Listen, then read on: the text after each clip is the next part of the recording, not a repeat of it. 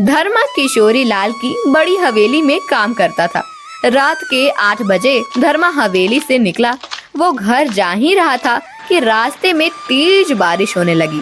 घर आते आते धर्मा पूरा भीग चुका था। उसके घर आते ही उसकी माँ, अरे बेटा, तू तो पूरा भीग गया है। हाँ माँ, बहुत बारिश हो रही है। हाँ, 2 दिनों से बारिश बहुत बढ़ गई है। देखो तो छत भी टपक रही है। अब क्या करें? बेटा, तू अपने लिए एक छाता तो खरीद ले। रोज रोज ऐसे भीगेगा तो बीमार हो जाएगा।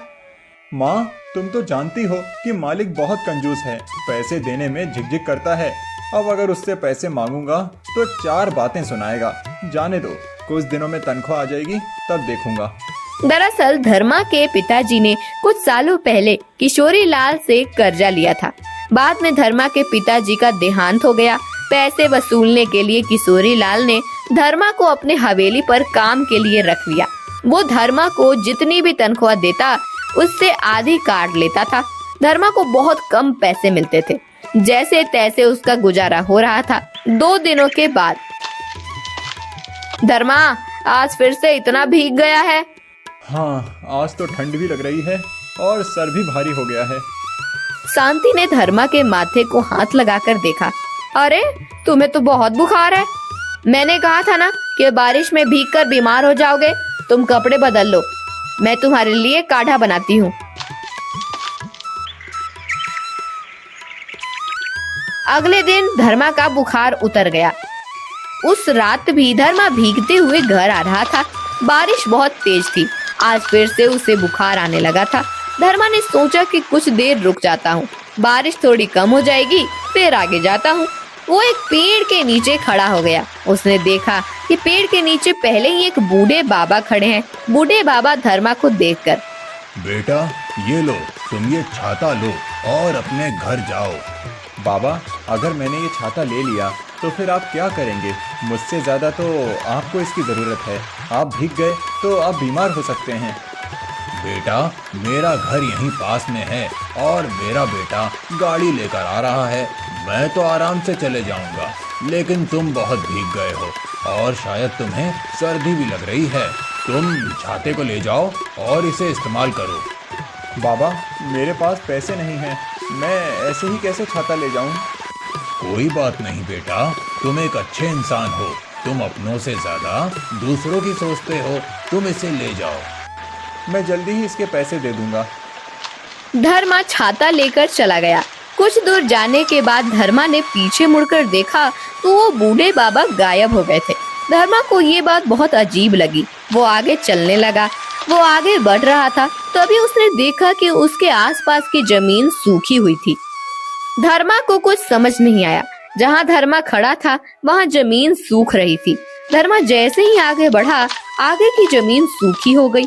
जहाँ तक धर्मा का छाता फैला हुआ था वहाँ सूखती जा रही थी। धर्मा बहुत अचंभे में पड़ गया। वो जल्दी जल्दी घर आ गया बेटा। अरे वाह, तूने छाता भी खरीद लिया। लगता है मालिक ने पैसे दिए हैं आज। नहीं माँ, आज तो मेरे साथ कुछ अजीब ही हो रहा है। बहुत बारिश हो रही थी। बारिश से बचने के लिए मैं एक पेड़ के नीचे गया। वहाँ पर पहले से ही एक बूढ़े आदमी खड़े थे।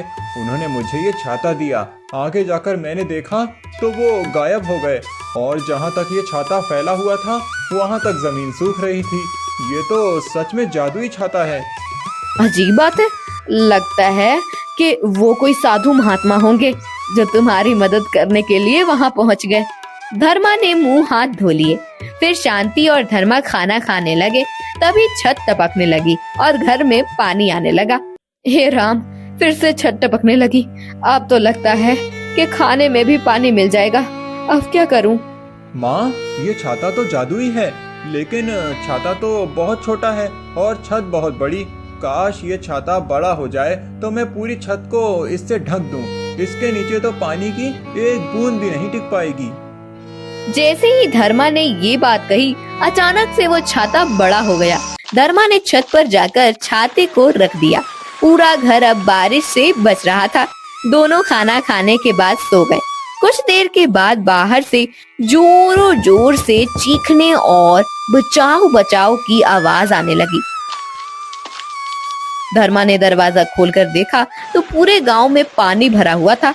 सब गांव वाले इधर उधर भटक रहे थे। पूरे गांव में अफरा तफरी मची हुई थी। तभी अरे धर्मा, चलो भागो यहाँ से। देखो सभी जगह पर पानी भर रहा है। अपनी जान बचानी है तो मौसी को ले लो और चलो।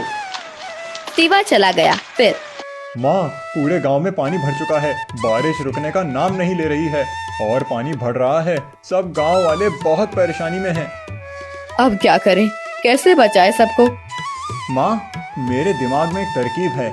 जैसे कि इस छाते ने हमारे घर को बारिश से बचाया है, वो पूरे गांव को भी बचा सकता है।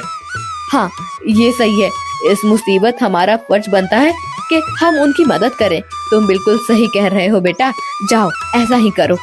फिर धर्मा बाहर आया। उसने अपने हाथ जोड़े और हे जादुई छाते, मैं तुमसे विनती करता हूँ कि जैसे तुमने अपना आकार बड़ा करके मेरे घर की रक्षा की है, वैसे ही मेरे गांव की रक्षा करो। मेरे गांव वाले बहुत बड़ी मुसीबत में हैं और मुझे मेरे भाई बंधुओं की मदद करनी है। जैसे ही धर्मा ने छाते से विनती की, छाते ने अपना आकार बहुत ज्यादा बड़ा कर लिया। धर्मा छाते को लेकर गांव आकर खड़ा हो गया।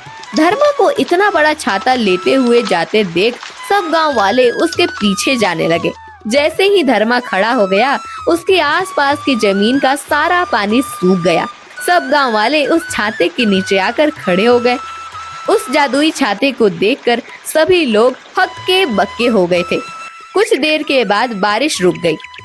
धर्मा, ये पास के गांव के मुखिया हैं। इनके गांव में बहुत बारिश हो रही है। नदी में बाढ़ आने का खतरा है। गांव के निचले इलाके में पानी भरना शुरू हो गया है। ये तुम्हारे जादुई छाते के बारे में सुनकर यहाँ आए हैं।